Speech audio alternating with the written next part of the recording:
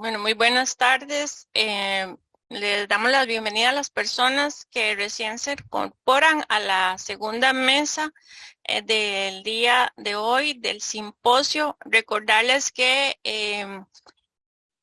el día de hoy, igual que la semana anterior, estamos compartiendo las experiencias de distintos sectores en relación con la atención a la emergencia por COVID-19 en zonas cafetaleras. Eh, con este segmento estaríamos finalizando las mesas temáticas y el próximo jueves estaremos realizando las mesas de discusión a las cuales la participación e incorporación de cada uno y cada uno de ustedes es fundamental.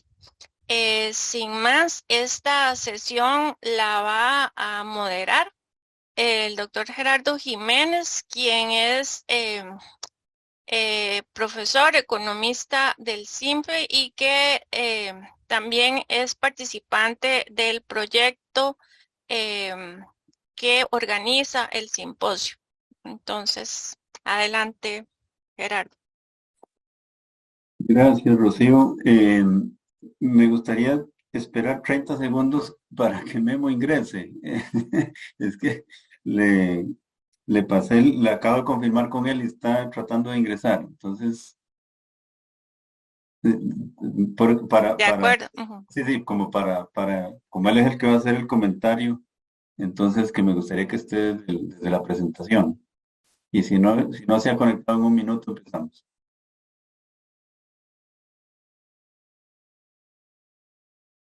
Los demás participantes, sí, aprovecho para pasar lista. Don Patricio, Carolina y Carolai, Rocío sí está y Wilson, ¿verdad? También. Correcto. Ok. Y, Listo, don Gerardo, ya ingresó. ok. Bien, muchas gracias. Bueno, empezamos entonces. Bien, bueno, buenas tardes nuevamente. Un gusto estar aquí desde cualquier posición. De eso se trata, estar desde cualquier posición. Bien, el tema para esta mesa es el rol de la comunicación científica y su relación con la ciudadanía. Ya pues en las presentaciones anteriores también se ha tocado este tema, pero pues es importante también hacer un espacio específico para el tema de la comunicación. Ya se mencionaba anteriormente incluso pues las dificultades de comunicación que había, el combate a la información falsa o a los fake news, a la información malintencionada, etcétera. Entonces, el tema de la comunicación es sumamente importante y lo ha sido y lo fue en una situación tan delicada como la pandemia. Entonces, bueno, aquí tenemos vamos a tener al señor Patricio Solís Solís, de Alta Visión de Cope Santos, las señoras Carolina Lara Villalobos y Carolai Sobalbarro Flores. Ellas nos van a presentar el dashboard Info Cosecha. Ellas son de la Universidad Nacional. Vamos a tener nuevamente a doña Rocío Loría con el tema Percepción y Acción ante la amenaza, relatos de productores y recolectores en las cosechas 2020, 21, 2021, 2022. También, bueno, ya conocemos a Rocío de la Universidad Nacional. Al señor Wilson Picado Umaña con el tema La delictividad en la zona de Los Santos durante la pandemia. Y comenta, no lo tenemos aquí en la lista, pero comenta el colega de la Universidad Nacional, Guillermo Acuña González, tiene amplia experiencia en temas de comunicación y además en este momento pues funge como vicedecano de la Facultad de Ciencias Sociales.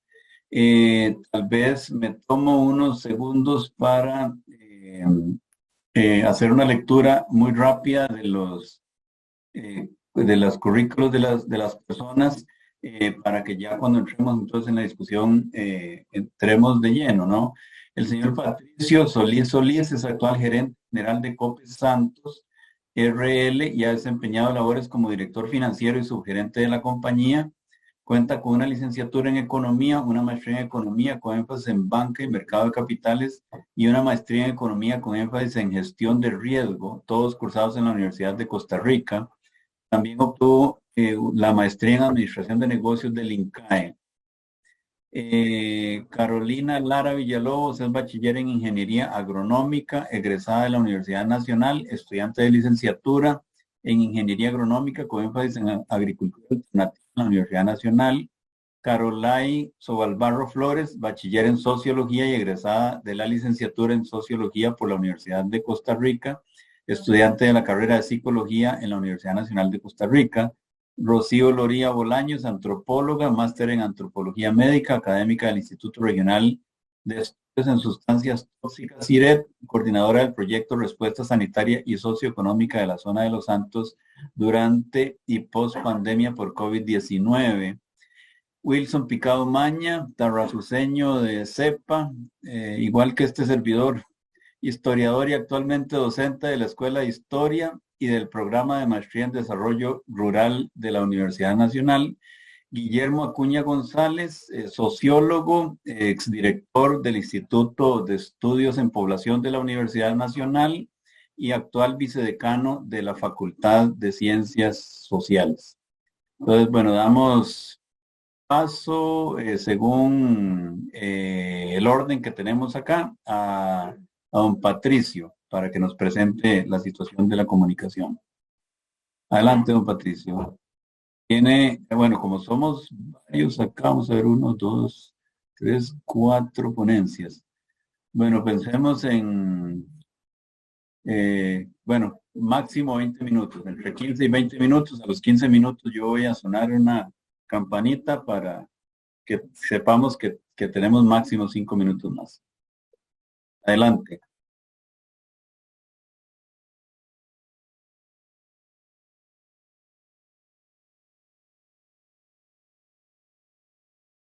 A ver. Aquí está. Sí, regálame un segundo, nada más voy a compartir. Uh-huh.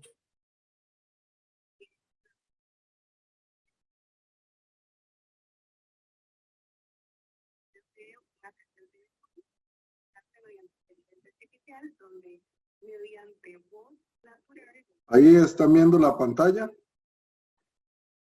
Señor, ahí la estamos viendo. Listo. Bien, vamos a ver.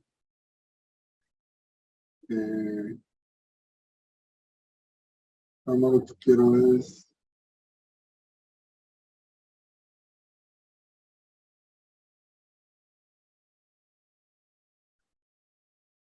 Bueno, mi nombre es Mario Patricio Solís, soy de Copesantos. Realmente esto quien debería haber estado es el compañero, ya fuera Rolando o bien el compañero Juan Alberto Castro, que es el encargado de la parte de comunicación corporativa nuestra. Y quizás lo voy a mencionar porque Copesantos, a través de toda su institucionalidad, nos enfocamos a colaborar en toda la etapa del COVID, ¿verdad? Cuando estábamos iniciando, y a partir de ahí es donde a través de los medios de comunicación, por medio del canal Altavisión y todas las plataformas de comunicación de la cooperativa, tratamos de llevar mensajes asertivos a toda nuestra comunidad.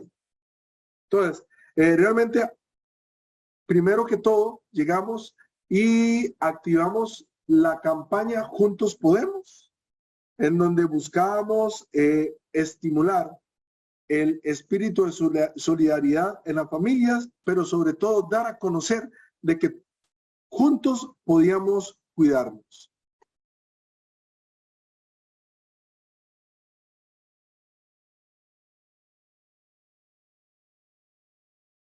Una consulta, ¿sí se escucha el video? Ese no. No, señor, ese no lo estamos escuchando.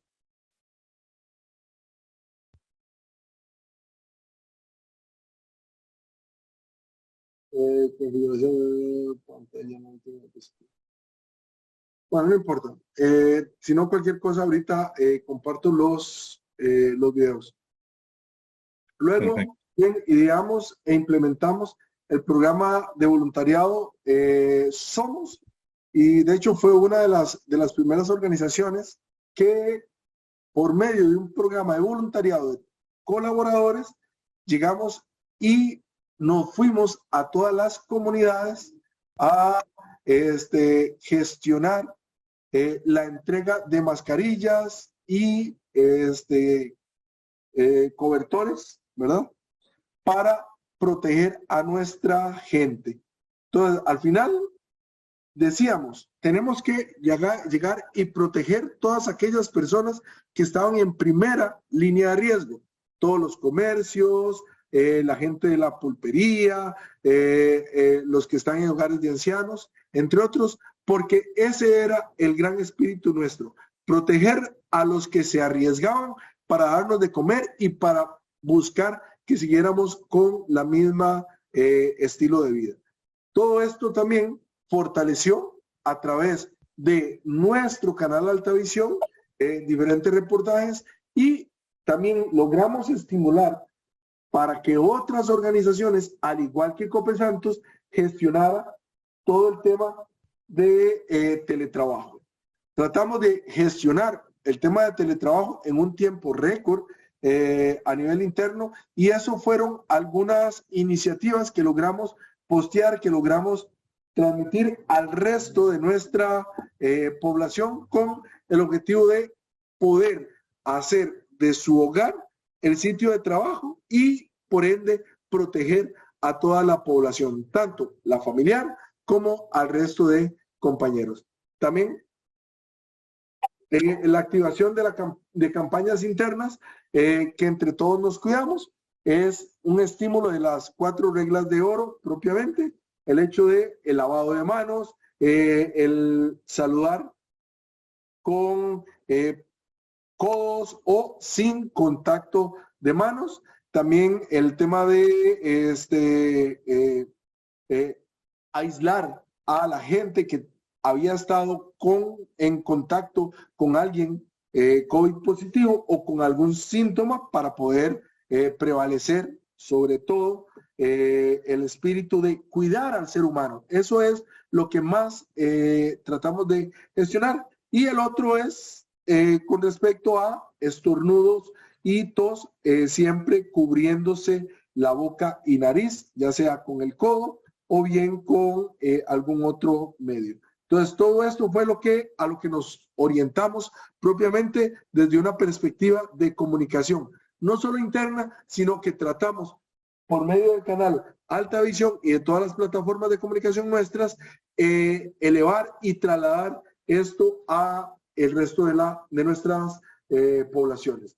También potenciamos al máximo los recursos divulgativos de nuestro canal Altavisión, como lo vemos en los diferentes Sensinais, en las Casas de la Alegría, en otras que tiene Copetarazú, y en otros sitios o lugares, con el propósito de cuidar a nuestros niños, de cuidar a toda la población. Y eso no queda ahí, porque también logramos apoyos promocionales a través de nuestro canal para todos los microproductores o pequeños productores de la región.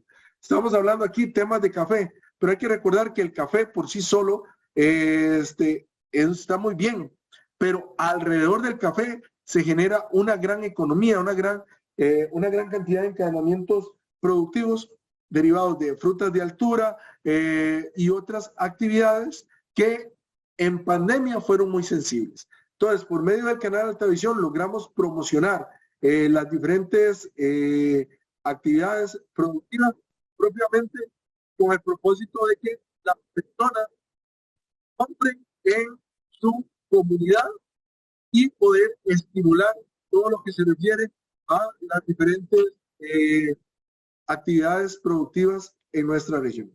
Luego también, decisiones oportunas a nivel de abastecimiento de insumos. Cualquiera dice que simplemente con comunicar es suficiente, pero nosotros brindamos un servicio público, entonces tratamos de garantizar el abastecimiento de materiales para seguir brindando ese servicio de manera continua, con calidad y con confiabilidad a todos nuestros asociados. Y otro aspecto muy, muy importante, que es de la mano con el Instituto de Desarrollo Rural y otras instituciones, logramos contribuir al cierre de la brecha digital y poder o permitirle más bien a todas las poblaciones, a esas pequeñas microempresas y pequeñas empresas o empresarios en general de nuestra región de café y de otras actividades, poder comercializar sus productos a través del e-commerce por medio de dotarlos de servicios de internet de banda ancha en todo rincón. Entonces, estos son aspectos con los que Copesantos contribuyó, no solamente a nivel de la prestación de servicios eléctricos y de telecomunicaciones, sino sobre todo de publicaciones a través del canal Altavisión, que además se trasladó a Canal 7 en muchos momentos. Siempre pongo un ejemplo de que las ciruelas no se lograron cosechar a tiempo porque estaba la pandemia. Entonces, si se cosechaban, era un gasto para el productor. Y por medio del canal Altavisión, en un reportaje que se pasó también por Canal 7, se logró que este productor colocara toda su cosecha. Y el colocar toda su cosecha le generó empleo a todos los recolectores y posteriormente esos recolectores activaron la economía local, en donde iban a la pulpería, iban a otros lugares a consumir. Eso es reactivar los encadenamientos productivos dentro de la economía local. Y eso fue lo que se trató de hacer por medio del canal Altavisión y de todas las plataformas de Copesantos. Bien. Muy bien, muchísimas gracias, don Patricio. Tenemos también la presencia de don Juan Alberto Castro, también de Altavisión. Le invitamos por si quisiera hacer alguna ampliación a lo que ya don Patricio nos ha presentado. Bueno, buenas tardes para todos. Muchísimas gracias por la oportunidad que nos dan a Copesantos de compartir parte de lo que fue este gran aprendizaje, momentos en los que la pandemia nos marcó como sociedad y realmente don Patricio lo explicó ampliamente. Solamente quisiera reforzar lo que mencionaba nuestro señor gerente de cómo una cooperativa a través de un medio de comunicación social en una zona rural jugó un elemento fundamental en una situación en la que la sociedad estábamos experimentando una pandemia de la que nos ha marcado.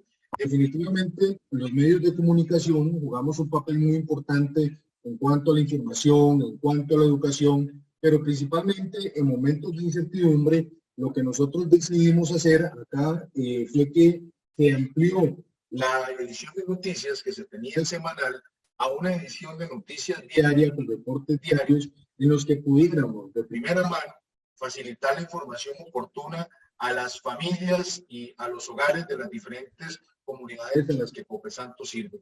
Realmente eso nos puso a prueba también porque fue un momento en el que estábamos dando un salto de una edición, imagínense ustedes, de ser semanal a ser diaria, porque las personas de las comunidades necesitaban tener información oficial de primera fuente. Realmente parte de los valores que nos ha caracterizado a nivel informativo ha sido la veracidad de los datos, la calidad de la información, el tratamiento que se le dan, y eso precisamente en momentos como los que vivimos era imprescindible.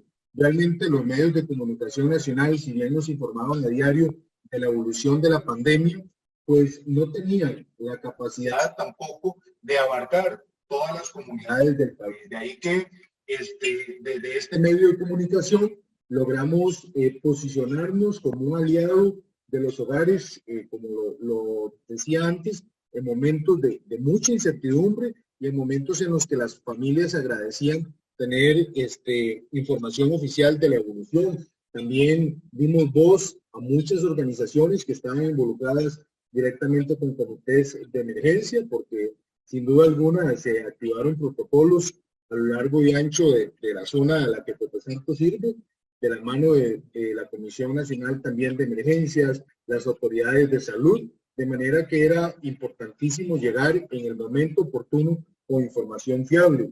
Ahora bien, también don Patricio decía cómo a través de esta plataforma también se contribuyó a activar la economía local a través del apoyo a los emprendimientos, y eso nos permitió también seguir consolidándonos como un medio aliado del desarrollo y del progreso de las comunidades. De ahí que hoy por hoy seguimos siendo una plataforma de comunicación que está al servicio de nuestra gente, al servicio de las comunidades, al servicio de los emprendedores, y creo, sin duda alguna, que eso también fue un gran aprendizaje de la pandemia. Por eso comenzaba mi breve participación diciendo de que definitivamente esta crisis sanitaria mundial de la que Costa Rica no escapó, nos marcó como sociedad, y hay un antes y un después.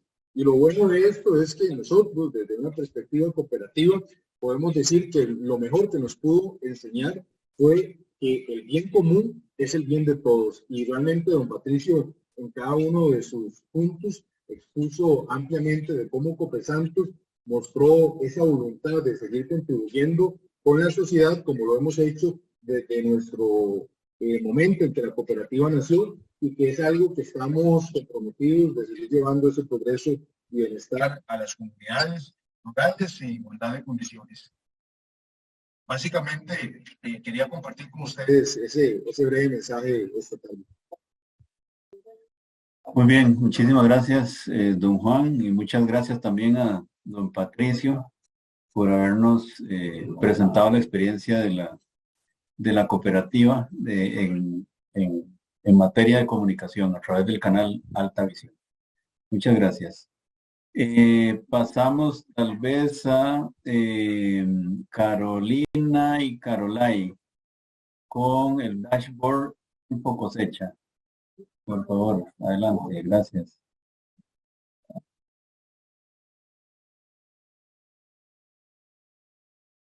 Gracias, Tomás, y nos ayudas a compartir.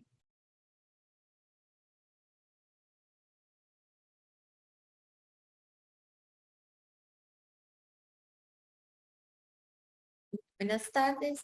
Como parte del simposio, nosotros les vamos a presentar, Tomás, tal vez si la pasa, por favor. Les vamos a presentar el dashboard que le pusimos el nombre de Info Cosecha. Es una pizarra informativa para productores y recolectores de café en tiempos de pandemia y post-pandemia. Pueden pasarla por. Bueno, el primer punto importante que vamos a abordar es ¿qué es un dashboard? Un dashboard es una pizarra de tipo interactiva, es de acceso público, que permite subir y actualizar la información de manera continua. La información que se muestra se acomoda de manera gráfica y sencilla.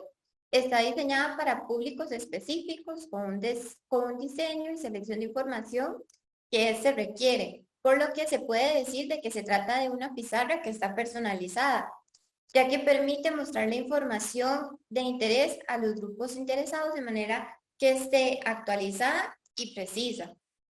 El dashboard también permite mostrar visualmente la información para el público que lo requiere, de acuerdo a sus necesidades, al tener la intencionalidad de que está la información de manera precisa y agrupada y al día.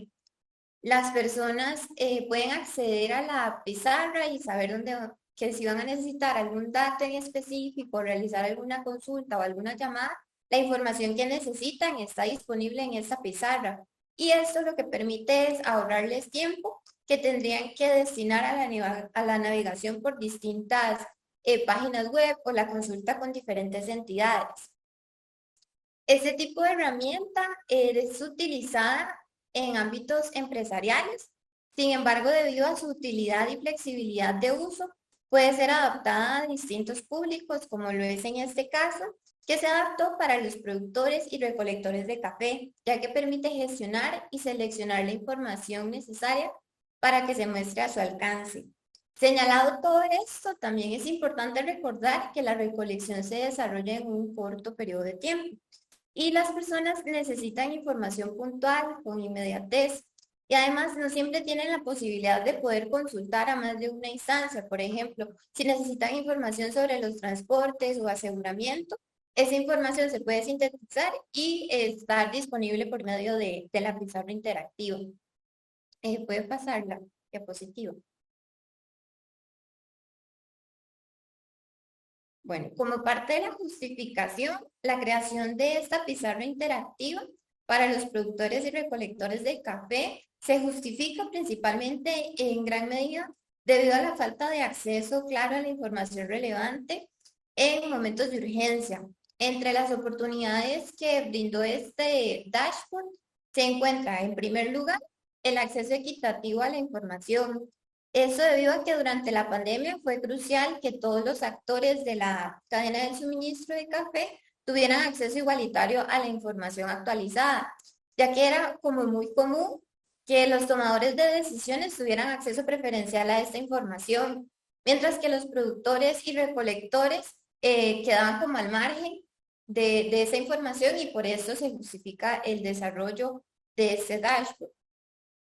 También para aprovechar la disponibilidad de dispositivos inteligentes como teléfonos celulares o tablets, se brindó la oportunidad única para poder facilitar el acceso a la información desde distintos puntos de origen.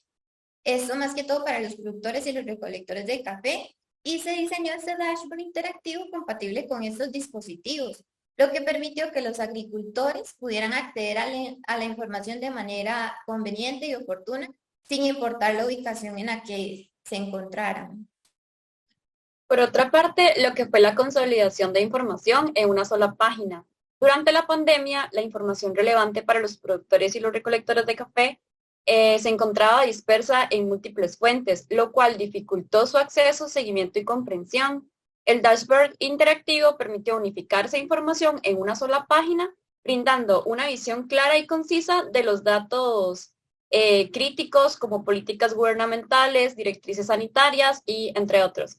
Esto facilitó la comprensión y la toma de decisiones informadas. Por otra parte, lo que era la actualización en tiempo real. Durante la pandemia, la situación podía cambiar rápidamente, por lo que era fundamental contar con información actualizada en tiempo real para poder adaptarse a los cambios. El dashboard interactivo integró fuentes de datos en tiempo real, lo que permitió a los productores y recolectores de café poder acceder a la información actualizada al instante. Esto fue especialmente útil para poder mantenerse al tanto de las directrices durante la pandemia.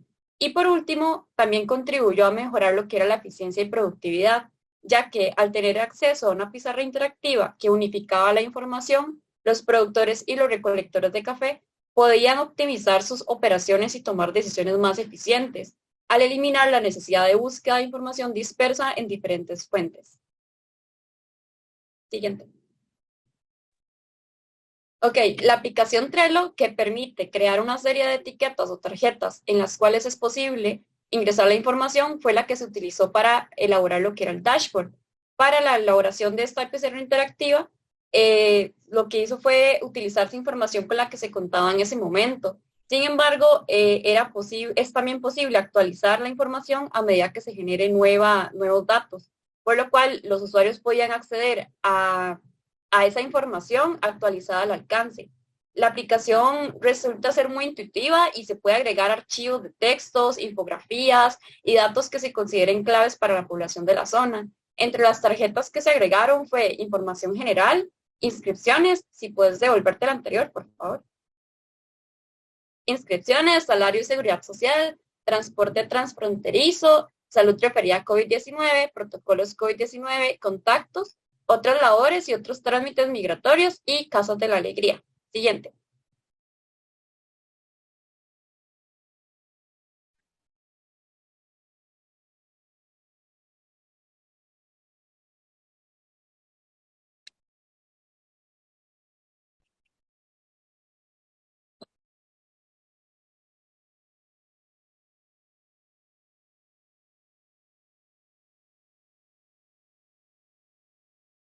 Ok, no pasa nada. Entonces, en la información general, donde se encontraba el logo de las instancias creadoras de la pizarra, interactiva. También se agregó lo que fue una guía de uso y el contacto para realizar las consultas sobre esta.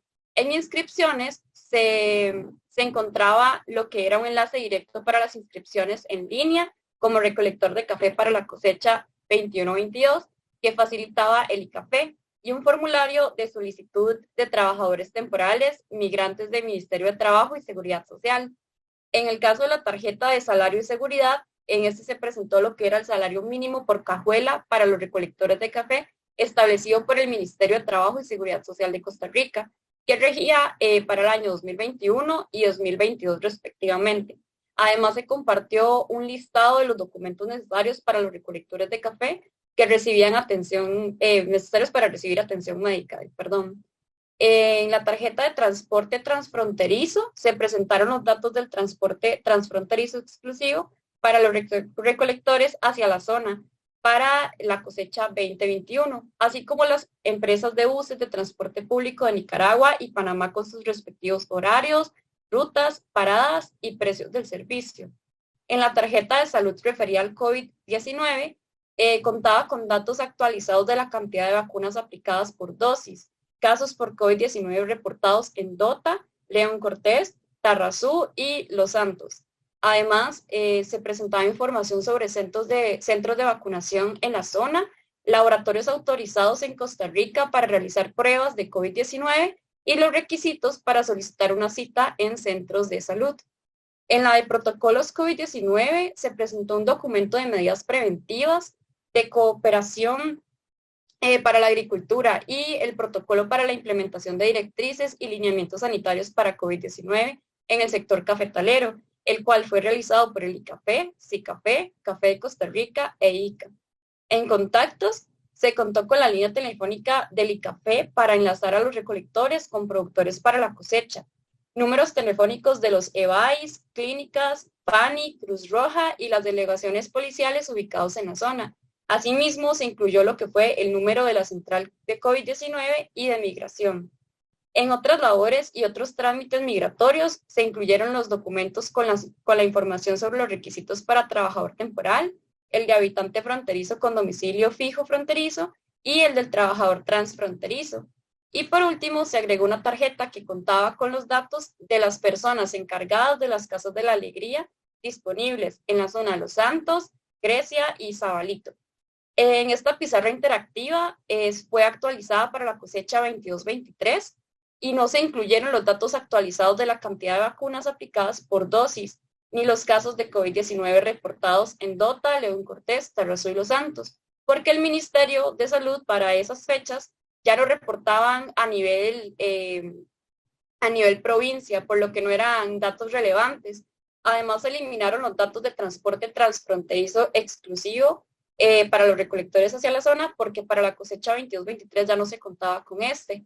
Además, es importante destacar que los datos fueron constantemente actualizados de acuerdo a la información que las instancias iban compartiendo. Se incluyeron notas en cada una de las etiquetas donde se mencionaba la fecha en la que se iba actualizando esta información. Siguiente. Bueno, a modo de conclusión, como les mencioné al inicio de la presentación, el dashboard se trata de una pizarra interactiva que requiere divulgación para compartir la información que se ha sintetizado. La idea del dashboard es dejarle la propuesta a las diferentes instancias para que lo puedan acoger como suyo, por ejemplo, tal vez el ICAFE, Copesantos, Altavisión, centros municipales de migrantes, o que incluso pueda hacer un esfuerzo colaborativo. El dashboard en su momento tuvo una intención y una utilidad, sin embargo, no tuvo el uso suficiente debido a la falta de divulgación. Eso se tiene que tomar en cuenta y también considerar para mejorar. Recalcamos el hecho de que es importante mantener la implementación de esta herramienta, ya que mantiene la información relevante al alcance para los productores y recolectores. Esa información en algunas ocasiones la tienen al alcance de distintas empresas que tienen acceso a páginas web o algunos perfiles en redes sociales. Sin embargo, la idea surge de la necesidad de que tanto los recolectores como los productores tengan la información que necesitan al alcance y que puedan acceder a esto desde cualquier dispositivo electrónico. Por eso se plantea la posibilidad de que algunos actores institucionales se apropien de esta valiosa herramienta para que continúe y exista un compromiso de poder manejar y divulgar la información de interés para los usuarios, recalcando la necesidad de que tengan un espacio de acceso a información clave sin que tengan que andar buscando en diferentes páginas web o incluso consultar algunas entidades. Y finalmente, les recordamos de que la Universidad Nacional pone a disposición este diseño de pizarra interactiva con información relevante para los productores y los recolectores. Y esto puede ser utilizado por diferentes entidades y poblaciones. Muchísimas gracias por su atención. Muchas gracias, Carolina y Carolai. Si pueden dejar de compartir para vernos. No, bueno, muchas gracias por la presentación. Definitivamente este es un punto y que, bueno, posteriormente estaríamos más bien coordinando desde la universidad a ver cómo se le puede dar seguimiento, ¿verdad? O sea, ya el instrumento está y pues estaría a disposición. Entonces lo que nos queda es dar el paso para ver cómo lo asumimos o cómo lo apropiamos ya en la toma de decisiones. Pero esto es un punto, no sé si Rocío quisiera ampliar un poco con esto, pero es un punto que vamos a tener que coordinar una vez que ya estemos cerrando el proyecto.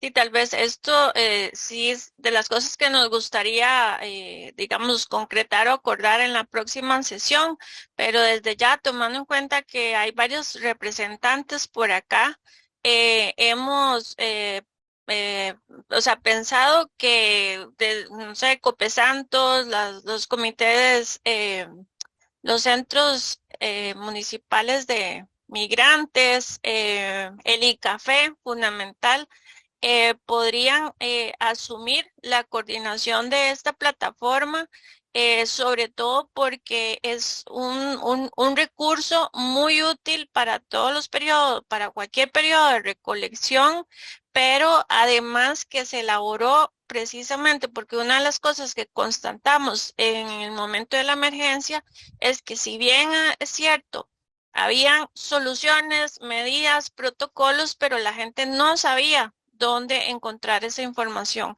Incluso para nosotros fue una odisea increíble acceder, o sea, se sabía que había cierta información, pero llamábamos a las instancias, buscábamos en los sitios web y era muy difícil acceder a la información. Y por esto fue que se planteó el recurso.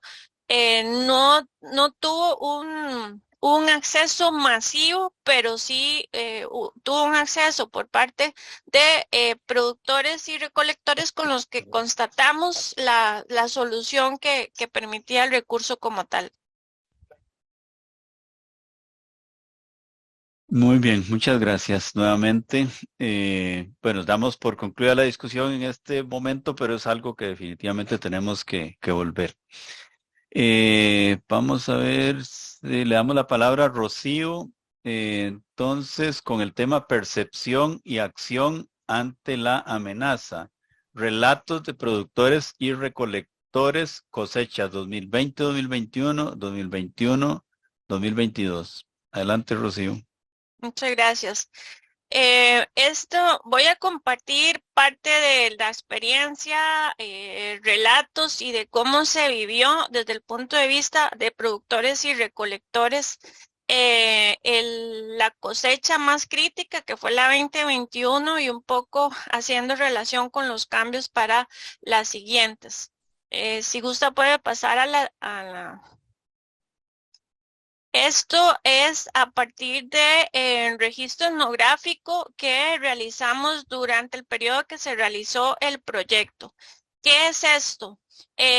Con la presentación que hicimos antes, mi compañero Iván Rodríguez y mi persona, les planteábamos cómo para este proyecto se llevó un registro de 9 fincas distribuidas en los 3 cantones.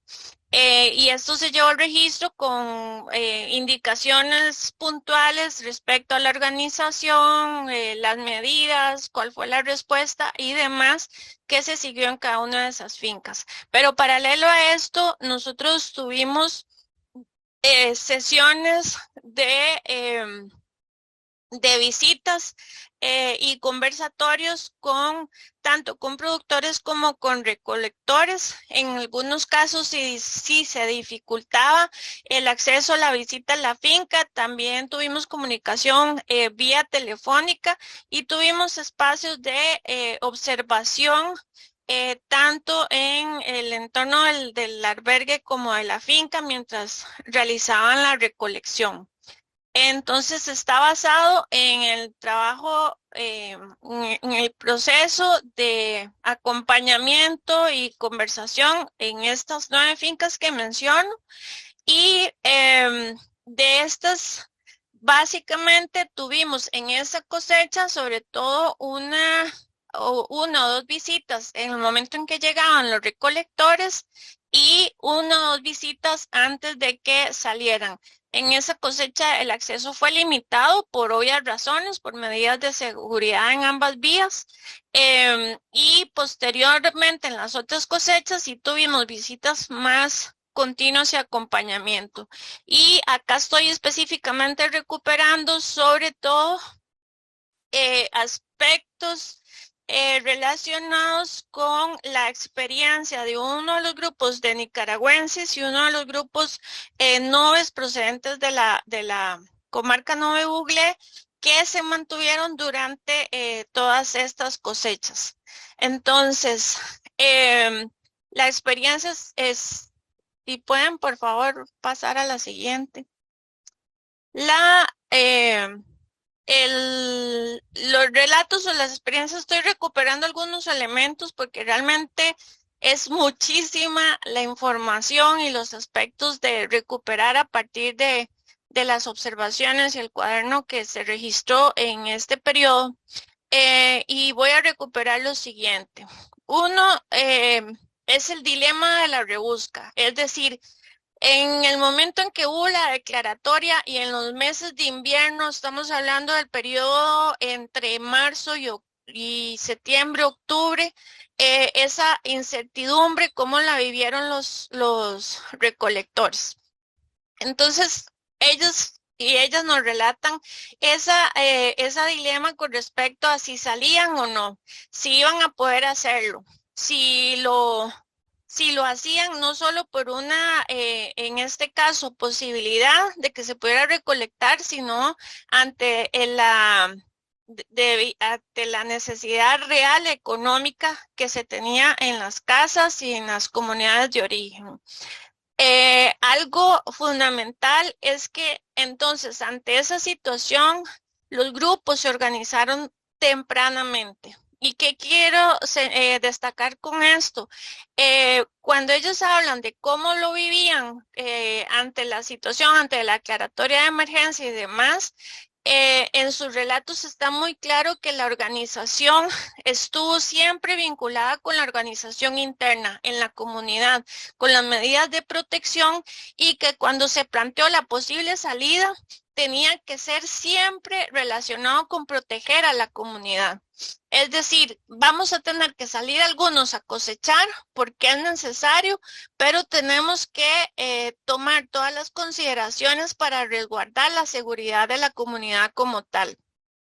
Y esto les lleva a decidir que se quedaran los más vulnerables o aquellas personas que se pudieran hacer cargo no solo de los niños, sino de las actividades económicas, por ejemplo, de el mantenimiento de cosechas propias o de actividades relacionadas con la organización comunitaria y entonces que estas personas se quedaran a cargo de eso.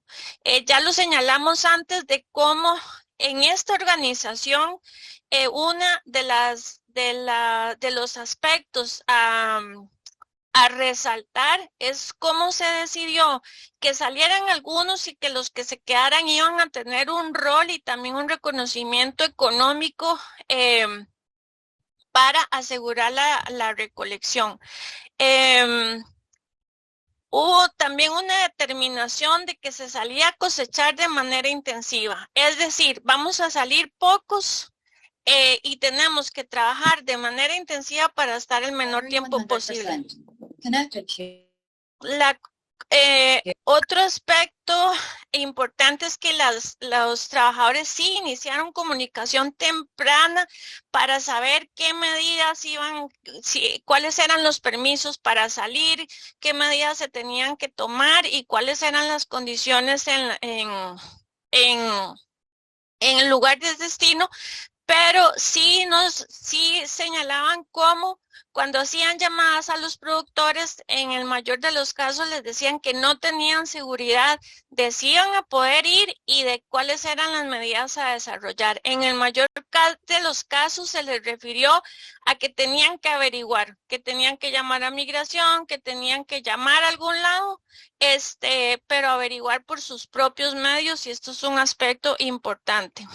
Y otra cosa fundamental en esa periodo de recolección es que aquí se sumaron condiciones políticas en el caso de Nicaragua y de una emergencia, una afectación por el huracán, se me fue el nombre ahorita, en el caso de Panamá, que se sumaron a las complicaciones que tuvieron los grupos de recolectores para salir en esa cosecha. De manera que acá se tomó una decisión por necesidad, pero algo que muchos destacan es que el hecho de decidir salir no solo era la necesidad, sino el compromiso que habían adquirido con los productores.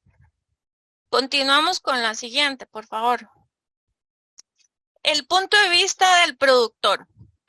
Esto lo quise separar en dos niveles. Uno, de cómo señalan con estos productores con los que estuvimos trabajando en este tiempo.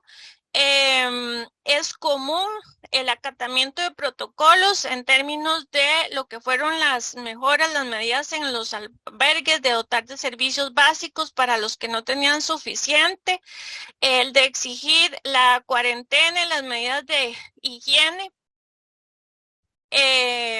y control de las burbujas, de las salidas, entradas de la finca, de que se siguió el reporte de los trabajadores a través de la aplicación de la rotulación de fincas. Esto también lo señalamos antes, de cómo nos indicaban que, bueno, pusieron lo que les enviaron, lo que les llegaba, pero que es información que no necesariamente llegaron a verificar en términos de lo que de las condiciones o recomendaciones que se seguían. Y con respecto a la finca, en cuanto al protocolo que emitió el ICAFE, básicamente lo que se siguió fue la asignación de cortes, el respeto al distanciamiento y dotar de jabón y alcohol en gel no solo en los albergues, sino en los puntos de medida del café. Pero hay otros aspectos que son importantes de destacar. Una de las cosas que es común para la mayoría de los productores es que vivieron muchísima tensión durante el invierno. Algunos indican que incluso hasta noviembre no tenían claridad de si iban a poder confirmarles a los recolectores que llegaran y que tampoco tenían claridad de las medidas. Esto lo destacamos en el sentido de cómo nos demuestra que en medio de los esfuerzos y de mucha información que se estaba generando en ese momento, la comunicación en algunos casos no fue la más adecuada. Una de las cosas también que muchos incorporaron, pero siguiéndola a partir de lo que los mismos recolectores les decían, es la restricción de personas ajenas a la burbuja y a la finca. Por ejemplo, la restricción de vendedores. La asignación de cortes por burbuja cuando eran grupos grandes, la mediación para realizar las compras, y la atención en otros asuntos, ya sea por encargo o que ellos mismos se encargaran de llevarles el diario a la finca. Sí son enfáticos y sí lo constatamos que hubo una comunicación muy limitada en el mismo periodo de la recolección entre los productores y los recolectores. En general se practicó una dinámica de aislamiento, ¿verdad? Cada quien por su lado, que ahora lo detallo con los recolectores. Y lo que sí señalaron es que siguieron las normas, pero no entendieron muy bien la utilidad de los sistemas que se generaron, incluso con aquellos que tuvieron dificultades, por ejemplo, que les tocó llevar trabajadores por algún accidente laboral a la clínica. En este sentido, sí destacan que cumplieron las medidas, pero no tuvieron claro qué utilidad, cuál era la trazabilidad que tenían esos sistemas. Continuamos con la siguiente. Con respecto a el proceso de los trabajadores. Con la salida es importante de que muchos plantearon que salieron con el mínimo de recursos porque se tenían que dejar todo lo que se tuviera para las personas que se quedaban en casa y porque no tenían certeza de en qué momento iban a regresar. Pero sí incurrieron en una inversión para llevarse los enseres necesarios. La mayoría de ellos ya portaban las mascarillas, los equipos necesarios que les permitiera protegerse durante el traslado. Destacan de los procesos, los permisos, el paso fronterizo, que si bien es cierto, hubo una demora para realizar los procesos en términos de registro, del cumplimiento de protocolos, pero que ese paso, ese tránsito por la frontera fue lo que les dio confianza, y la confianza no solo por las medidas, sino por la actitud del personal que les recibió en frontera. Y también confirman como un gran acierto el ingreso formal y el transporte coordinado que hubo en esos momentos. Estos dos aspectos fueron claves, digamos, ante la incertidumbre que tenían del riesgo que estaban tomando una vez que estaban en el tránsito. Sí, muchos de ellos destacan la tensión que vivieron, y porque la experiencia, la percepción era el COVID está afuera. Nosotros no lo traemos, no lo llevamos. Estos grupos, los dos grupos en los que fundamentalmente he basado esta recuperación de experiencia, ambos cuando salieron la primera vez, el COVID no había afectado sus comunidades ni las comunidades aledañas. Entonces era un gran riesgo la salida, porque tenían seguridad que no estaban enfermos, pero no sabían con lo que se iban a topar.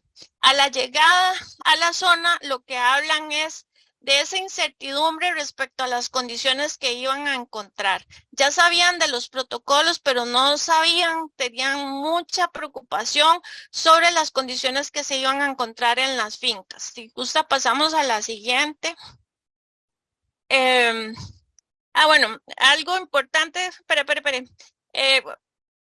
Comparto algunos levísimos cortos relatos, pero por ejemplo, este que señala Aniceto, esta vez no me preocupó la actitud de la gente en los buses, en el parque, todo lo contrario, me dio alivio las veces que tuve que salir a hacer la compra. Eso lo señalaba aludiendo a la vivencia, por ejemplo, de estigma o rechazo que ha vivido en algunas ocasiones cuando ha ido a la recolección, y señalaba que esa vez, en esa cosecha, eso no le afectó, sino más bien fue lo que le dio seguridad para poder circular. Ahora sí pasamos a la siguiente. Resumo así, corriendo, me avisa Gerardo con el tiempo porque fue mucha información y por más que corté. Con respecto a la instancia, así recuperando 3 elementos, En la casa, algo importante que destacan y que fue común en los grupos fue ese proceso, o sea, cómo ese proceso de aislamiento fue lo que les dio espacio para la reflexión y el descanso. O sea, había mucha incertidumbre, estamos trabajando, solo en eso nos vamos a quedar, y que el proceso, cuando estaban en las casas, cuando no estaban recolectando, era de mucho silencio. Sobre todo en el primer mes, y de constante vigilancia, ¿verdad? Era una situación de que nadie se aproximara a la finca, que nadie llegara a las casas, principalmente los fines de semana. Sí, 5 minutos, Rocío. Ok. Con respecto a los servicios de alimentación, que también se ha destacado en otro momento, se ha destacado como ese acierto en términos, bueno, que los servicios estuvieron disponibles, pero que hubo condiciones para acceder a lo necesario, que el hecho de los cambios que encontraron en las fincas también fue un elemento, digamos, afirmativo. Y con el trabajo, que también lo compartimos antes, es cómo los mismos recolectores tomaron medidas por su cuenta. El de recurrir a la recolección colectiva, esto es que se hacía una única medida, porque eso iba a facilitar no estar expuestos, pero además era porque había un plan colectivo de movilizarse donde todos iban a recibir recursos de manera equitativa. Y esto es lo que facilitó que se hiciera una única medida y una distribución debida de los recursos. Algo importante es que en esta cosecha la mayor parte de los trabajadores lo destinó, guardó el dinero, no envió el dinero, porque enviar suponía también salir a los centros, salir al comercio. Entonces la mayoría lo que hizo fue guardar y llevar el dinero a la salida. Pasamos a la siguiente. Y cómo se vivió y se leyó la primera cosecha de la pandemia. Aquí sí quisiera destacar el hecho de la mutua desconfianza. Al fin y al cabo, desde la lectura y el vivir de productores y recolectores, es que el distanciamiento fue lo que dotó la tranquilidad para cosechar. O sea, había una actitud de preocupación de parte del productor si los que venían enfermos, pero esa misma preocupación los tenían los recolectores al llegar. Si bien es cierto, confirman que sintieron seguridad una vez que encontraron la disponibilidad de los servicios, no solo en las fincas, sino a nivel local. Por ejemplo, el que hubiera un centro de contención, la aplicación de medidas de protocolos en general, la respuesta que hubo por parte del comercio, pero hay elementos, y si gusta, pasa para compartir los relatos. Que nos dice Juan: para afuera nadie, para adentro lo que ocupen. Él lo que destaca con esto es que nadie salga y que me digan todo lo que necesiten. Yo me encargo de buscarlo y asegurar que llegue a la finca. Pero esta es la forma en que nos vamos a proteger. Pasa otra, porfa, y la que sigue. Si nos descuidamos en algo, sea el patrón, sea uno de nosotros, dice Malaquías, nos vamos al guindo todos. Entonces aquí, para destacar el peso que tuvo esto de la mutua desconfianza, pero también de la claridad de que todos debíamos protegernos. Anastasio nos dice: lo que nos ha salvado es la mutua desconfianza. Ahí cometió un error, Anastasio es recolector. Lo que nos ha salvado es la mutua desconfianza. La patrona tiene miedo de que la contagiemos, pero más miedo tenemos nosotros de ella, porque nosotros sabemos que venimos sanos. Y paso entonces a una reflexión final. Si gusta, pasamos a la siguiente. Pasemos a la siguiente.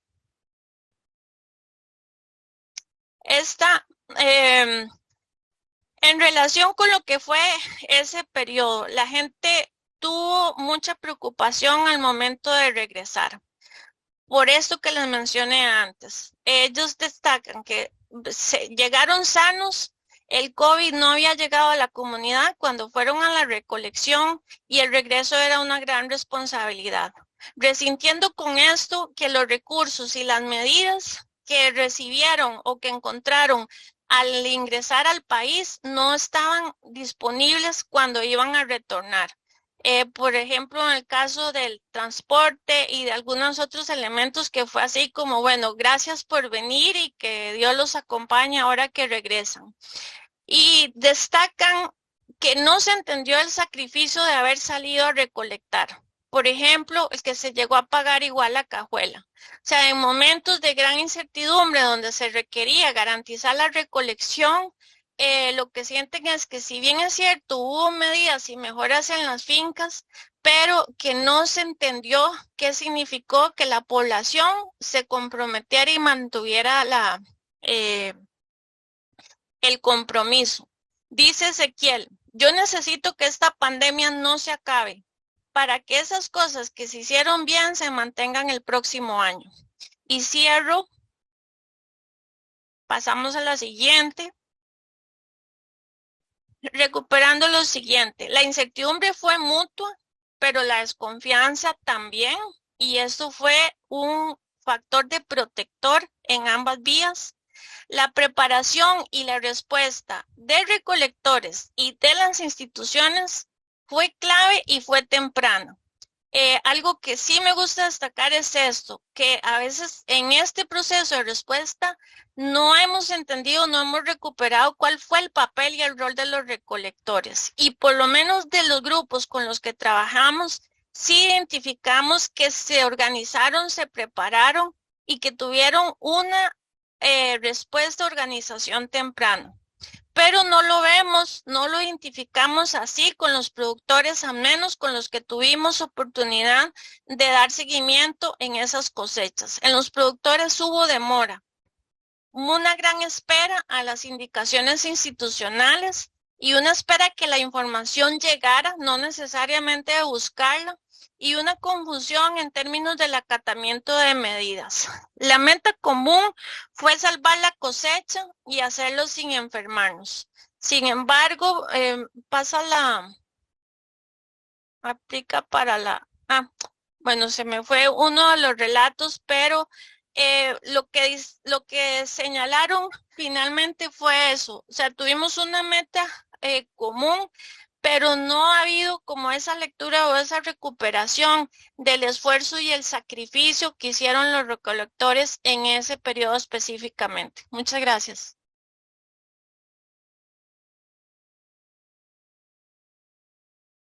Ok, muy bien, muchas gracias, Rocío.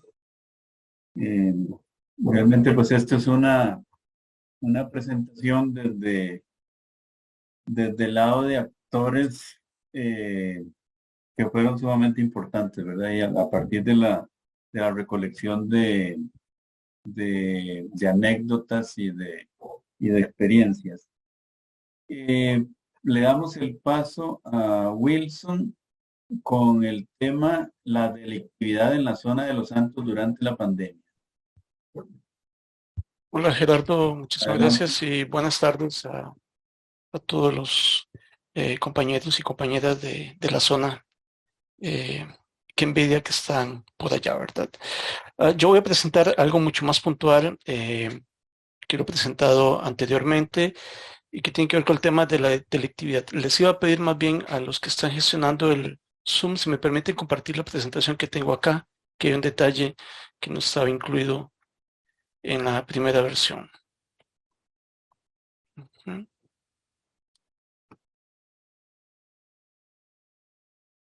Perfecto, muchísimas gracias. Esta es una síntesis de un análisis de datos que realizamos sobre la delictividad en la zona de Los Santos durante la pandemia, especialmente entre el año 2020 y 2021. En realidad, los datos que se le levantaron corresponden a toda una década, desde el año 2010 hasta el año 2021. Son datos anuales y son datos en los cuales no está reflejada la nacionalidad de las personas involucradas. más o menos eran 12, 14 variables. Allí puse un listado con las infracciones más relevantes y en este caso en particular voy a presentarles datos sobre aquellas que están marcadas con color rojo, que son los delitos, que son las infracciones más significativas desde el punto de vista estadístico, desde el punto de vista de los datos. ¿Por qué nos interesaba analizar esto en el proyecto? Bueno, básicamente hay dos razones fundamentales. Por una parte, porque queríamos de forma indirecta diagnosticar cuál era el grado de conflictividad social que estaba ocurriendo en la zona durante el periodo de pandemia. Queremos ver si el confinamiento y las medidas y las regulaciones que se establecieron incidían en la dinámica social, particularmente en la conflictividad social. Y en segundo lugar, porque queríamos también revisar indirectamente porque los datos, como decía hace un momento, no reflejan la nacionalidad de las personas involucradas en el delito, pero queríamos ver si esta información indirectamente nos puede dar pistas sobre la relación entre delictividad e inmigración.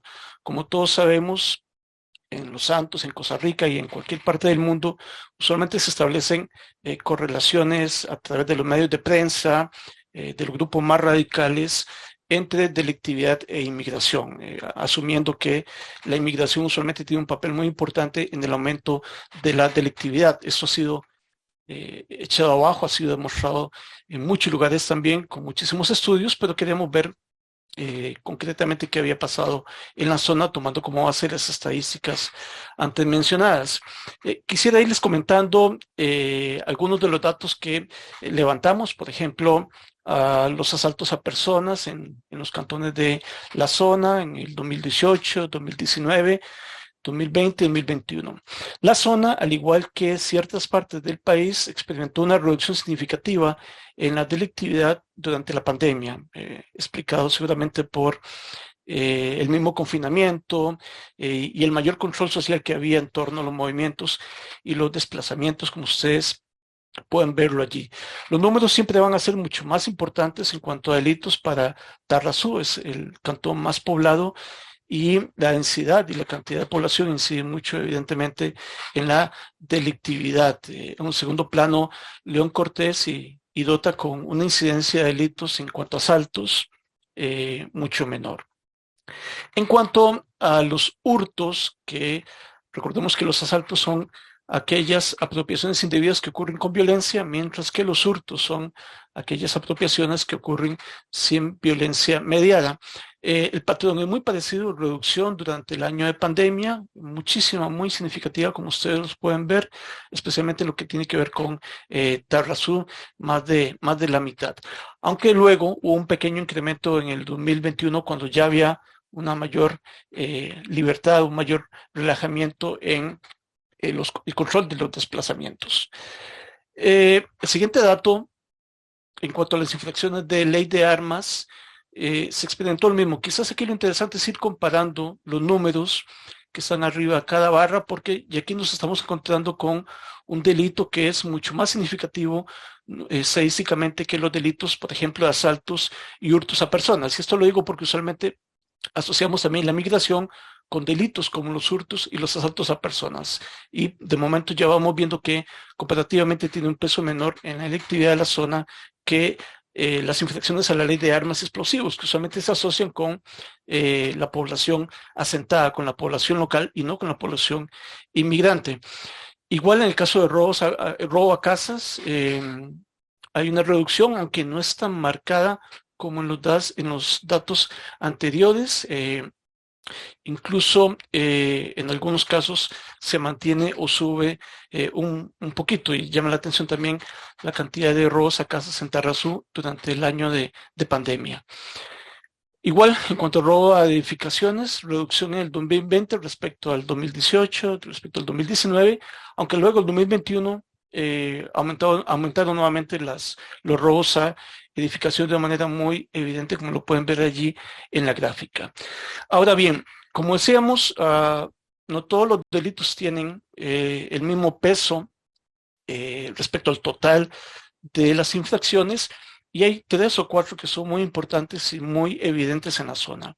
Hay un primer delito que tiene que ver con la infracción con las infracciones vinculadas con la ley contra la violencia doméstica, que nuevamente, si recordamos los datos que vimos anteriormente en cuanto a hurtos y asaltos, pues las infracciones vinculadas con violencia doméstica son muy altas en la zona, en prácticamente los 3 cantones, más allá de que hayan bajado durante la pandemia, aunque no lo suficiente, evidentemente, como siempre desearíamos.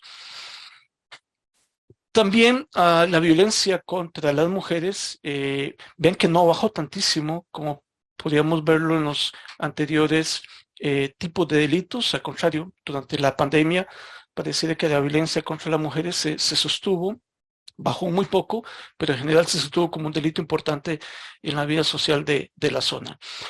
De la misma manera, también las violaciones a la ley de psicotrópicos vinculadas con actividades cercanas al narcotráfico, como todos lo sabemos, hay una reducción muy importante durante la pandemia, pero igual manteniendo números muy altos si comparamos con las infracciones a delitos de otro tipo.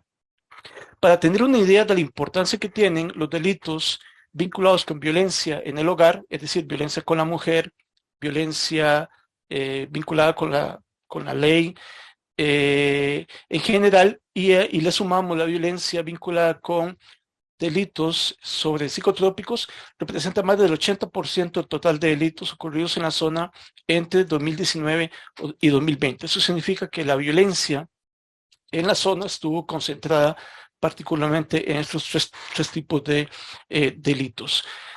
En cuanto a la representatividad, allí comparé hurtos, violencia doméstica, violencia contra mujeres, delitos vinculados con psicotrópicos y robo a casas, que son los 5 delitos más importantes estadísticamente para la zona durante esos años y en general diríamos que para toda la década que analizamos. Ahí pues es muy evidente que la zona está muy afectada por delitos vinculados con el narcotráfico y en segundo plano con delitos relativos a la violencia doméstica y de mujeres. Si sumamos la violencia de mujeres más la doméstica, pues se convierte en el segundo gran rubro de delincuencia, de violencia en la zona, como ustedes lo pueden ver en esta gráfica. Y los hurtos y el robo a casa en realidad quedan bastante minusvalorados, bastante acortados si los comparamos con las barras de violencia y de psicotrópicos. Cuando comparamos, y eso tiene que ver con la importancia que puede tener el peso de las infracciones relativas a los psicotrópicos, cuando comparamos la realidad de la zona a nivel de distritos, pues nos encontramos por una parte que son los cascos urbanos los que tienen mayor problema, mayor incidencia de delitos vinculados con psicotrópicos, como ustedes los pueden ver allí, pero también con robos y con hurtos. Eso se explica por la densidad y la mayor población, claro está. Pero lo que sí quisiera con esos datos del 2016 en particular es evidenciar que hay una dinámica muy importante en la zona relativa sobre todo a psicotrópicos, ¿verdad? Que no fue excepción durante la pandemia. Finalmente también comparamos las tasas de incidencia, ya no los datos brutos de delitos, sino las tasas de incidencia por cada 10.000 habitantes en los distritos de la zona y los distritos de Naranjo, que es un cantón comparable en el sentido que es un cantón cafetalero y con una estructura social más o menos parecida. Y aquí quizás realmente lo importante de notar es que pues la zona tiene índices de infracciones de delincuencia vinculadas con narcotráfico comparables, incluso superiores a un cantón como Naranjo. Es decir, hay una violencia allí que se está focalizando en esa actividad que altera la dinámica social, como ustedes seguramente lo saben mejor que yo. Solamente 3 observaciones finales para sintetizar estos datos. Por una parte, lo que decíamos durante la pandemia, especialmente durante el año 2020, un descenso en la cantidad de delitos ocurridos en la zona general, que fue una tendencia nacional. Por otra parte, la violencia en nuestra zona, entendida a partir de los casos y los tipos de delitos tipificados antes, parece concentrarse en las casas, es decir, o mejor dicho, en los hogares, con infracciones vinculadas con la ley de psicotrópicos y la violencia intrafamiliar. En principio, aunque no contamos con datos para sostener esta afirmación, la violencia en nuestra zona está asociada con delitos en los que en su mayor parte participan nacionales y no necesariamente extranjeros, como son los delitos de, psicotrópicos y los relativos a la violencia intrafamiliar.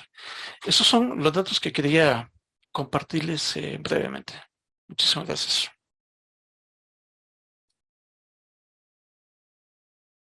Muy bien, muchísimas gracias, Wilson. Bueno, yo tal vez le pasaría directamente pues el micrófono a nuestro amigo Guillermo Acuña para que se refiera y haga sus comentarios al respecto. Adelante, Guillermo. Gracias, Gerardo. Bueno, buenas tardes. ¿Me escuchan bien? Sí, bastante bien. Bueno, muchas gracias. Bueno, en primer lugar, agradecer, Gerardo, la invitación a este conversatorio, a esta actividad realmente muy interesante, los cuatro temas, y de alguna manera uno tal vez visualiza, digamos, espacios de correlación o por lo menos de vínculo en los cuatro, ¿no? En lo que se me fue solicitado, que es como apuntalar todo el tema de la comunicación, ¿verdad? En este sentido. Entonces, voy a compartir algunas notas que he estado rescatando, no sin antes decir que, bueno, que obviamente esto no es exhaustivo y es una primera mirada, una mirada en caliente, digamos, a esto que escuché durante la tarde. También, bueno, aprovechar para agradecer y saludar, ¿verdad? También a la invitación que me haces, también en el caso de Rocío, que estuvo también en la parte convocante, Rocío Loría, ¿verdad? Saludar a Wilson, que hace rato que no lo veo por acá. Y a los amigos y amigas de la zona también, muy interesante también como está este diálogo, ¿verdad? Entre el centro y las zonas cafetaleras que siempre es importante. Dicho lo anterior, quisiera iniciar planteándome, digamos, una especie como de marco, ¿verdad? Categorial desde el cual uno puede analizar ¿verdad? Estos procesos que hemos observado esta tarde. Y el marco que tal vez une a las cuatro intervenciones es el de la crisis, ¿verdad? Digamos, hay una categoría ahí interesante, digamos, que uno, a partir de la cual uno puede irrumpir, ¿verdad? La crisis o la contingencia, ¿verdad? Porque estamos haciendo referencia a un periodo, digamos, a un proceso, ¿verdad? Que crea rupturas a todo nivel. Y en el caso de la comunicación y en el caso de los procesos, inclusive vinculados con la territorialidad, como en el último tema que nos señalaba Wilson, ¿verdad? Está presente, digamos, este tema de la contingencia y de la crisis, porque crea rupturas a todo nivel, ¿verdad? Esto lo digo porque la crisis lo que genera es una especie de quiebre en los contenidos habituales, hablando del tema de la comunicación, pero hago referencia sobre todo a las dos primeras intervenciones de los compañeros, tanto de los compañeros de Copesantos, ¿verdad? Como de las dos colegas de la universidad que hicieron esta interesante presentación sobre la pizarra interactiva, ¿verdad? Es decir, cómo la crisis genera contenidos, genera primero quiebre, ¿verdad? En las lógicas de comunicación, pero además genera, digamos, una nueva dinámica en los contenidos comunicativos, ¿verdad?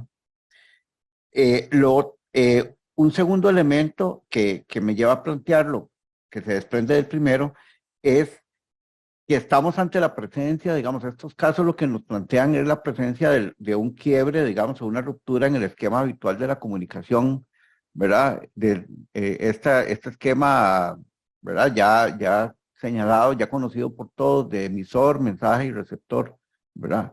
Si hay algo que nos planteó este periodo en el que estamos, porque yo estoy convencido que todavía estamos, digamos, en el desarrollo de un periodo, digamos, tal vez alguna gente le llama pospandémico, ¿verdad? Porque si lo ubicamos desde una lectura civilizatoria, me parece que todavía estamos transitando, digamos, ¿verdad? En estos esquemas y estas dinámicas que fueron instaladas a partir del 2020, ¿no? Entonces, esa ruptura del esquema habitual de la comunicación, ¿verdad? Se rompe, se quiebra, ¿verdad? Esto que conocíamos a partir de que ya los emisores no son los mismos, ¿verdad? Las audiencias cambian, son multiaudiencias, ¿verdad? Con otros niveles, digamos, de representatividad, con otros niveles, además de demandas de esas audiencias frente a los procesos de comunicación, y obviamente que los mensajes son otros, digamos, con otros contenidos, ¿verdad? Eso me parecía muy importante de señalar. Creo que un tercer elemento relacionado con estos dos primeros es justamente la aparición de nuevas plataformas, ¿verdad? Un poco, digamos, hago referencia al segundo, bueno, a los dos primeros casos, ¿verdad? Porque ahí vimos cómo las nuevas plataformas comunicativas llegaron para quedarse, ¿verdad? Estoy hablando ¿verdad? De nuevas formas, inclusive los medios de comunicación tradicionales, tal y como los conocíamos, digamos, diversificaron sus plataformas, ¿verdad? La propuesta también de las compañeras sobre la pizarra interactiva, digamos, digamos, es expresivo de esas nuevas plataformas, ¿verdad? También que crearon nuevas audiencias, nuevos formatos para atender esa contingencia o esa crisis, ¿verdad?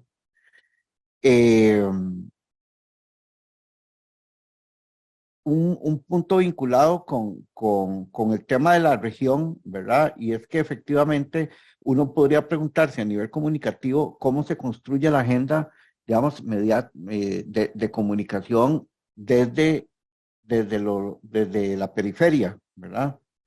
Y cómo desde la periferia se plantean procesos a nivel regional y a nivel nacional. Esto lo digo justamente porque empezamos a observar en medio de la pandemia, digamos, y justo en los meses digamos, más intensos, que fueron bueno, muchos meses, pero sobre todo en los primeros meses, como la regionalidad empezó a aparecer como un tema de comunicación en los grandes medios de comunicación del país, ¿verdad? Es decir, hubo un espacio que se le abrió a la agenda de comunicación regional, local regional, ¿verdad?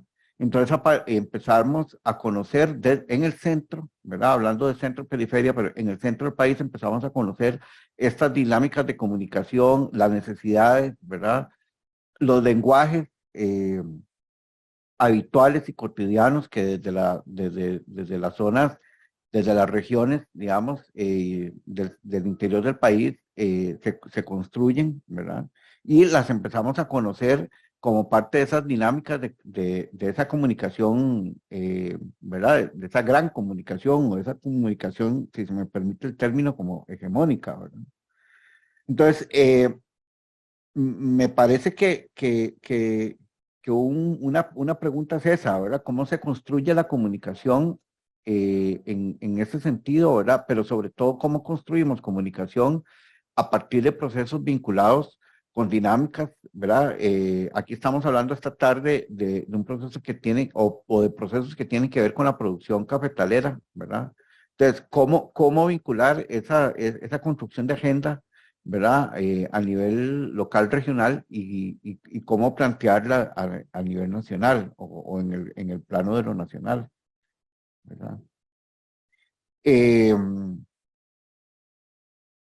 Hay un cambio en los contenidos comunicativos que la contingencia nos trajo, ¿verdad? Antes del 2020 nosotros no estamos habituados a nivel de comunicación y en otros escenarios con algunas categorías que llegaron también para quedarse, ¿verdad? Como el cuido, por ejemplo, ¿verdad? Ahora hablamos del cuido desde otro lugar, ¿verdad?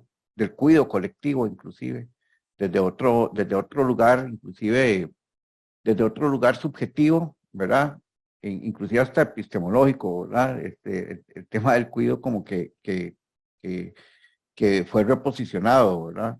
El tema de la distancia social, ¿verdad? Recuerdan que al principio de la pandemia esto de la distancia social generó como mucha bulla o mucha incertidumbre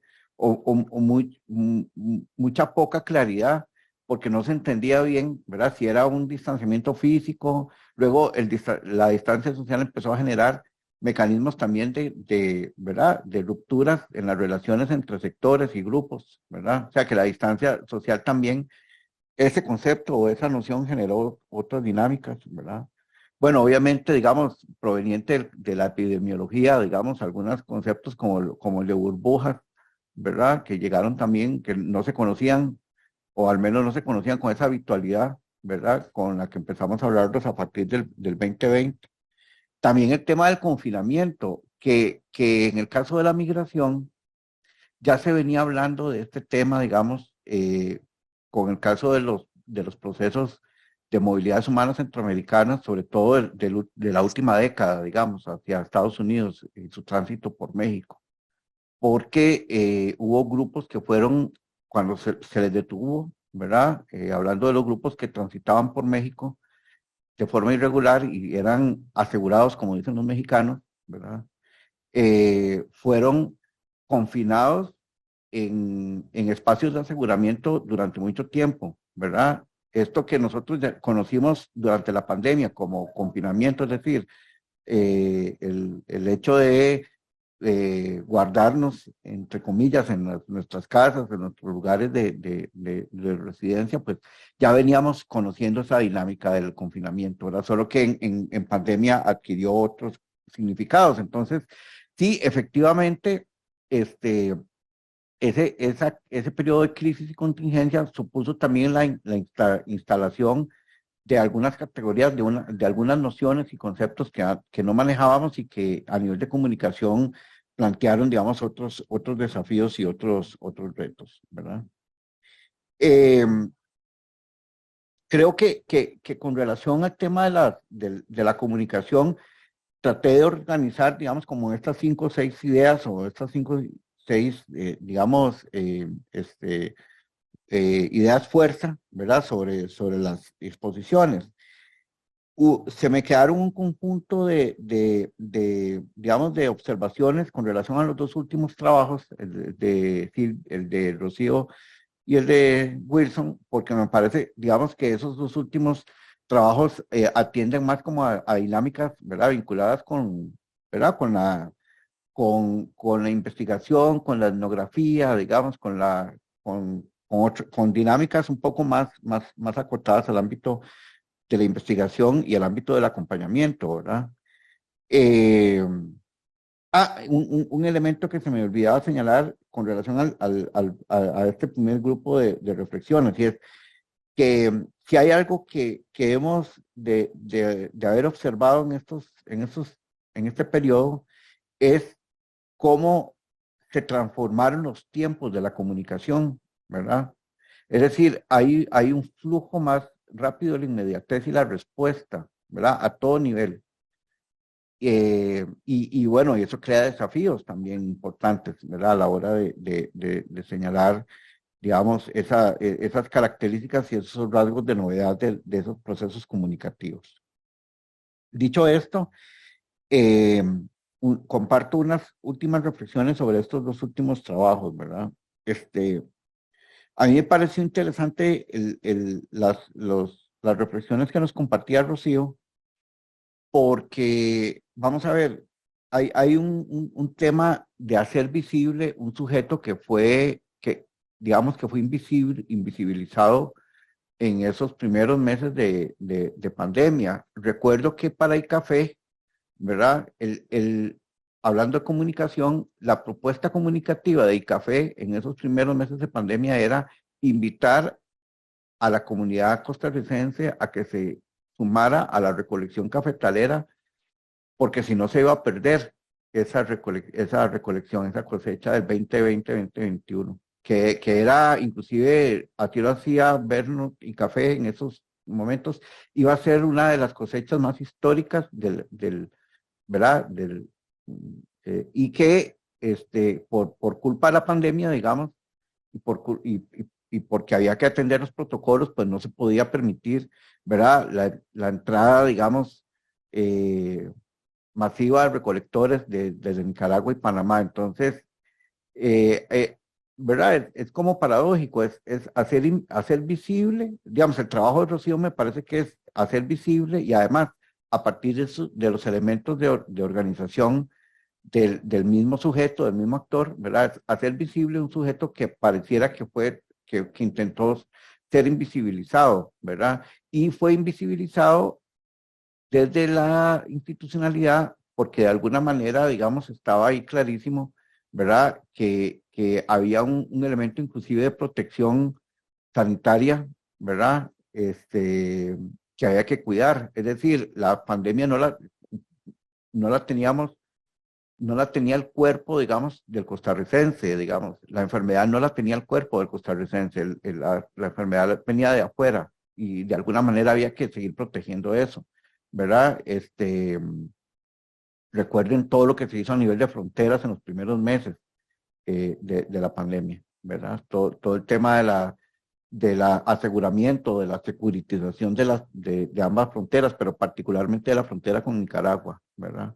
Para tratar de impedir de que ese cuerpo enfermo no pasara al cuerpo, digamos, sano costarricense, ¿verdad? Entonces, ese elemento me parece importante.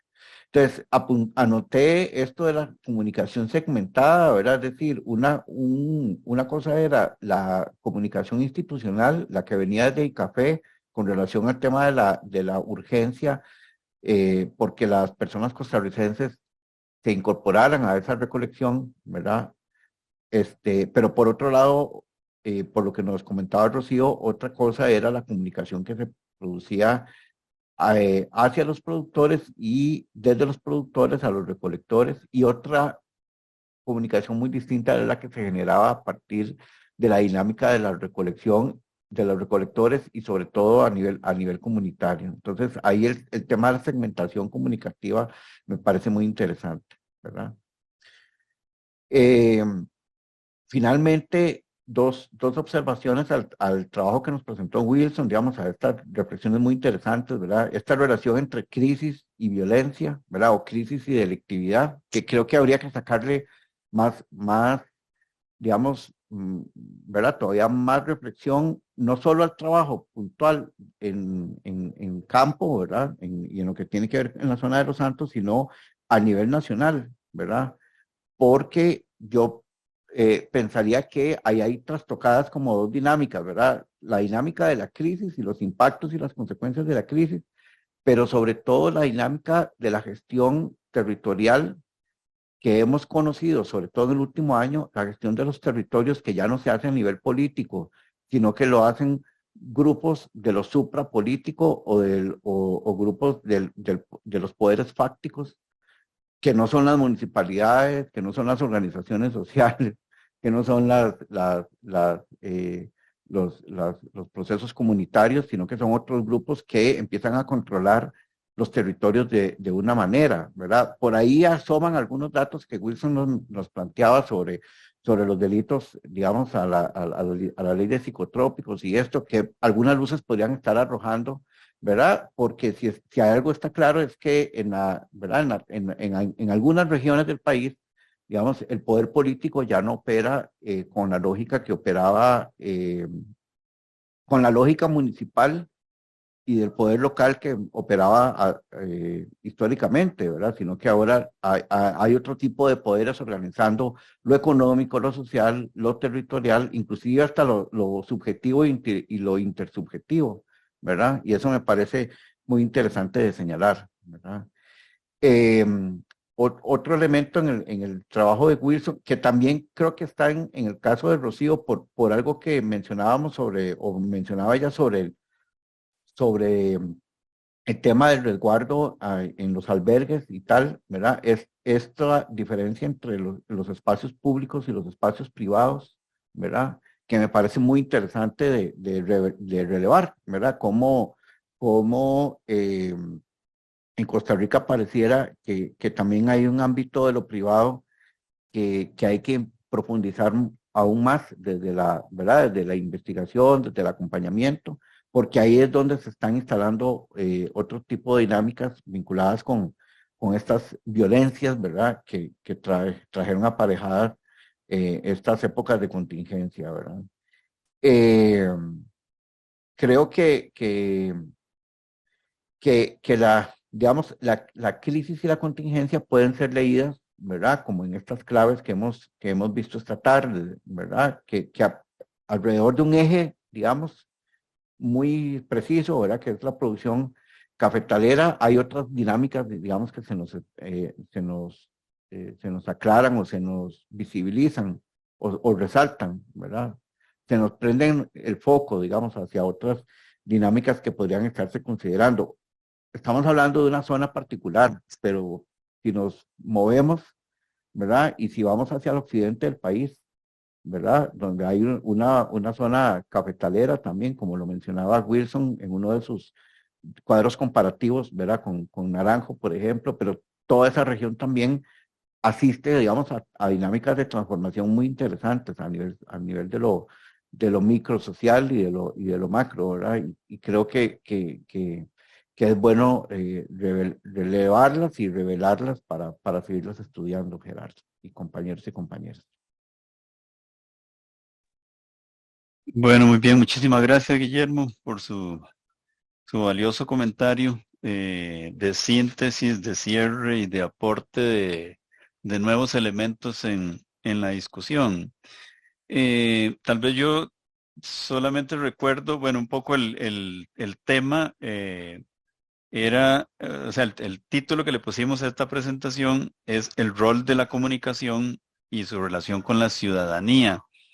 Y creo que las presentaciones pues han logrado el propósito, ¿verdad? Sobre todo en condiciones, bueno, ya como se ha mencionado acá, ¿verdad? De gran incertidumbre, en donde no se requería únicamente comunicar qué era lo que estaba pasando, o comunicar nuevos protocolos, o comunicar nuevos conceptos. O sea, de repente yo recuerdo cuando salían los conceptos de burbuja social, confinamiento, SARS-CoV-2, ¿verdad? O sea, eran conceptos muy nuevos de los que tuvimos que irnos apropiando, y ahí pues el tema de las comunicaciones fue sumamente importante. Pero no solo eso, digamos, para comunicar directrices, protocolos, nuevos conceptos, etcétera, sino para combatir también la información falsa o la información que podía más bien estar confundiendo ¿verdad? Confundiendo a la población con otro tipo de informaciones. Y Memo plantea también que es importante que también el tema de la crisis, ¿verdad? El tema de esa gran incertidumbre y el montón de cosas que había que atender, modificó las lógicas de los esquemas de comunicación. De aquí es que entonces habría que hacer como la valoración de cuáles conceptos deberían quedarse o cuáles acciones en donde también como decía Guillermo, las nuevas plataformas comunicativas nos sirvan para fortalecer estos procesos de comunicación. La presentación de Rocío, un comentario solamente, o sea, pretende efectivamente visualizar un actor que a lo mejor no siempre lo visualizamos, ¿verdad? Que es el actor recolector, sin negar el papel que juegan los demás actores y todo, digamos, el aparato institucional, el actor de la recolección y su cooperación para que se logre o para que se lograra el éxito no solamente de la recolección, sino la recolección de la cosecha de café, sino recolectar sin enfermarnos, ¿verdad? Que era un poco la frase de esas frases que se quedan. Y la pizarra informativa, ¿verdad? Que ya lo hemos mencionado, que es un espacio de recolección de información que también, pues la idea es que pueda potenciarse su utilización. Y en el caso tal vez de Wilson, yo rescataría casi como dos cosas sumamente importantes, cada una como en sus temas. El tema de la conflictividad. Durante la pandemia, pues digamos, en la zona se refleja la tendencia en el nivel nacional, pero sobre todo me parece que una conclusión muy importante que plantea Wilson es como que el tema de la delictividad no está asociada a la inmigración, por lo menos a nivel de hogares. Entonces, bueno, son aspectos pues que se discutieron acá. Bueno, podríamos abrir el espacio unos minutitos ahí cortos, si hubiera algún comentario o alguna pregunta muy puntual antes de cerrar la sesión. Si alguien tuviera interés, pues podemos abrir el espacio.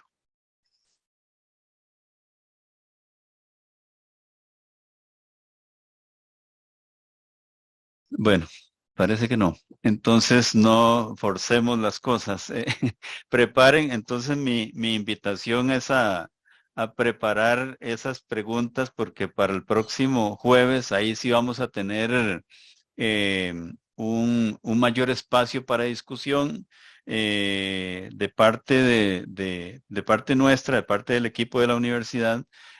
Vamos a hacer algunas presentaciones que pretenden ser síntesis de las discusiones acá, pero sobre todo es como realizar una propuesta para discusión con el objetivo de visualizar y de valorar las experiencias y de esas experiencias pues qué acciones y qué aspectos pues podrían ser parte de la dinámica normal de una sociedad para vivir el día a día y para prepararnos para eventuales emergencias. Entonces, bueno, a partir de presentaciones, síntesis que haríamos el equipo de la Universidad Nacional, entonces abriríamos la discusión porque la idea es que obtengamos pues esos espacios de retroalimentación. Entonces, bueno, de mi parte, pues agradecer a las personas que participaron hoy en la discusión. Don Juan Alberto, don Patricio, Rocío, Carolay, Carolina, Wilson y Guillermo. Creo que no se me queda nadie. La doctora Ivette, sí. Entonces, bueno, de mi parte, doy por concluida la sesión. No sé si Rocío tiene algún comentario general para cerrar. No, confirmar y reiterarles su participación el próximo jueves, que es donde estaríamos precisamente ¿verdad? Discutiendo y ampliando sobre los aportes que se han compartido en las mesas temáticas. Y muchísimas gracias.